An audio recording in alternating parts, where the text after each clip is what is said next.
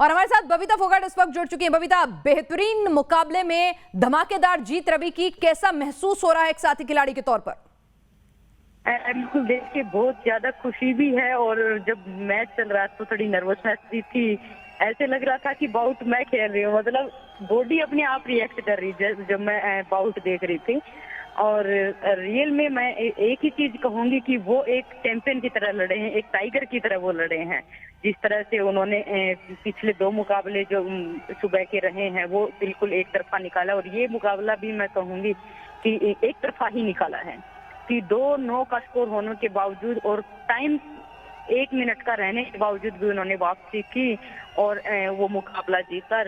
तो वाकई में काबिल तारीफ है।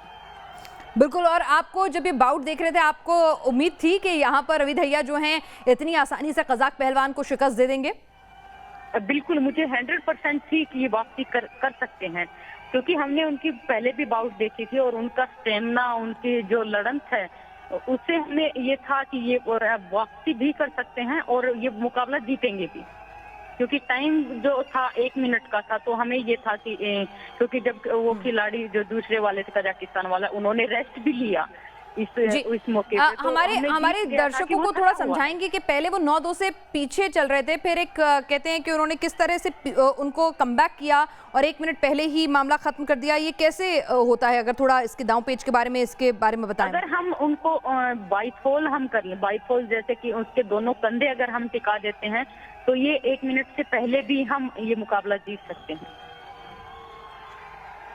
जी, तो मतलब अगर हम देखें स्कोर में, पहले थ्रू आउट द मैच मतलब वो पीछे चल रहे थे, 2-9 का स्कोर था, लेकिन जब आखिर के वक्त बचे तो कैसे उन्होंने इसको अपने हक में किया? कैसे उन्हें इतने ज्यादा पॉइंट मिले कि सीधा उनकी जीत हो गई?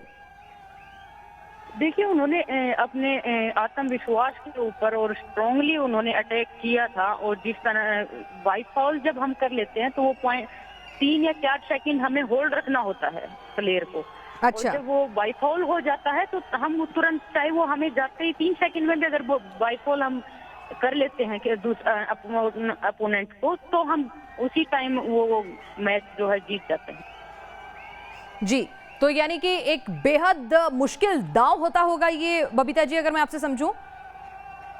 जी जी जी जी, तो बबीता जी, यहाँ से आपको लगता है कि जिस तरह से एक एक करके जब रेसलर्स जो हैं पदक लाते जाते हैं, तो जो युवा रेसलर्स हैं उन्हें प्रेरणा भी मिलती है, और साथ ही साथ आपका इंफ्रास्ट्रक्चर जो है, सरकारें उसको भी अपलिफ्ट करती हैं और ज़्यादा बेहतरीन बनाती हैं, तो इस खेल को और नया आयाम मिलेगा।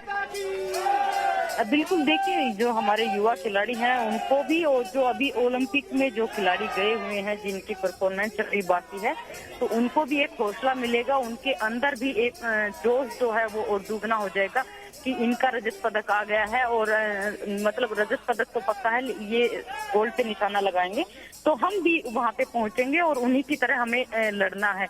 तो एक इंस्पिरेशन भी मिलती है उस टाइम पे। जी।